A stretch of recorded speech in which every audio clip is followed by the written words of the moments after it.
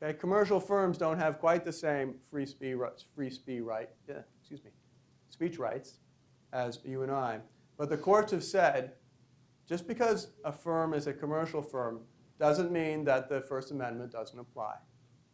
Okay? And they have smacked down the FDA, and the FDA trying to say, no, you cannot advertise like this. Courts have said, So because of this series of cases,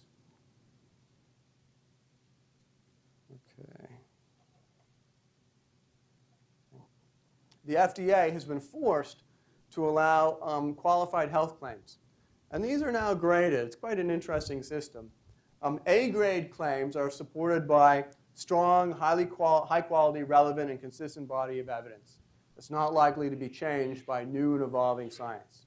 So what the FDA is now doing is they can't prevent manufacturers from advertising various health claims, but they can grade those claims and say, you get to put, this has got an FDA grade of A. Okay? This claim has got a lot of evidence behind it. Okay? B claims have moderate or good level of evidence. C, little. And D claims are very speculative, and so forth. Okay? So we now have a new grading system. And under this new and court-required model, the FDA helps consumers by grading this information, but they can't forbid the transmission of information. And I think we ought to extend this model towards the FDA in general.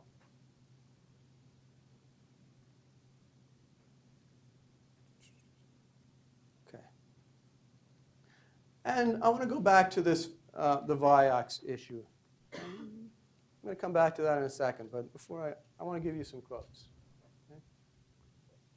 All drugs have side effects, so every prescription is a trade-off between risk and reward. Who gets to make that trade-off? Right now, it's very much the FDA gets to decide on your behalf. Maybe on your behalf. Okay? Who decides? This is a quote. Lori Rubenstein wants her Vioxx back. Before she began taking Vioxx 5 years ago, some mornings her body hurt so badly that her husband helped her dress. She often arrived at work exhausted. Sales of the drugs were halted on September 30th after a study showed it doubled the risk of heart attack and stroke. But for Rubenstein, relief trumps risk. Vioxx, quote, was the best pain drug I had been on in 27 years. She had fibromyalgia. I felt good enough to do some exercise. Getting to work was not such a difficult thing. I would go back on it in a heartbeat. Perhaps not the right words, a little ironic. Okay? But you get the point. Okay? She knows the risks. Who should decide whether she gets to use this pain drug or not? Here's somebody else, Robert Buchholz. He says, I personally took Vioxx ever since it was released. It's the one anti-inflammatory I can take that doesn't upset my stomach. When that was taken off the market, I was personally disappointed. I've got my own personal supply of Vioxx, and I'm not about ready to destroy it. All life is a series of risks, and you've got to measure the risks versus the benefits, and that's true of any drug. Well, who is Robert Buchholz? Maybe he's just, some guy who needs help, okay, who doesn't understand these kinds of things, needs a paternalistic agency to support his choices. Okay? Robert Buchholz is the president of the American Academy of Orthopedic Surgeons.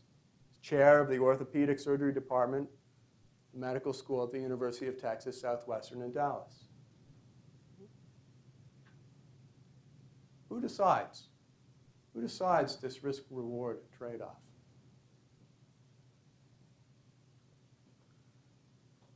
So I want to say that we really have here two potential models of the FDA. The paternalistic model, which is what we have now, which we've moved slightly away from with respect to advertising, which is why I mentioned the advertising, and what I call an alternative model, which I like to call the consumer reports model. The FDA should move from a paternalistic model to a consumer reports model. Consumer reports, they don't try to replace consumer choice. Okay? Consumer reports doesn't say, this is the best lawnmower, therefore you don't get to buy the other 3 models we tested. Okay? They don't say, you know, a Honda is the best automobile, therefore you're not allowed to buy a Ford. Consumer Reports carefully evaluates and tests new products, and it provides this information to readers. It helps consumers to make better choices. It doesn't make those choices for consumers. Now, a consumer-oriented FDA does not mean an end to the agency. Okay? I'm not necessarily in favor of blowing up the FDA or something like that. Okay? On the contrary, an FDA organized or reorganized on the Consumer Reports model, okay, would have some additional tasks. Okay? It would produce and disseminate more information to patients and doctors. Okay? The FDA actually doesn't do that much dissemination of information. It could do a lot more. It could do a lot better. Okay? It would be more independent of industry, and it would be more willing to counter some puffed-up pharmaceutical industry advertising. So I'm quite very much in favor of providing information to consumers, but letting them make choices. And indeed, NIH-funded studies, in recent years have been critical in helping patients and doctors to make good choices.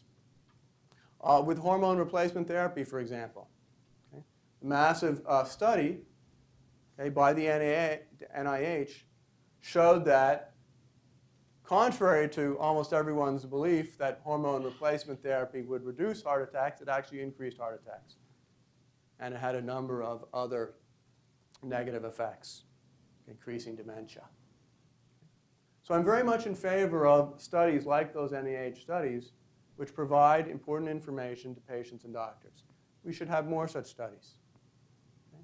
But we should use those studies the way Consumer Reports does, to help patients and doctors to make better choices, and not to replace patients and doctors as the makers of choices. Okay, well, with that, I'll conclude. Just say that if you are interested in more information, I have an extensive webpage, fdareview.org, which covers these issues, covers all of the studies of the FDA which have been done.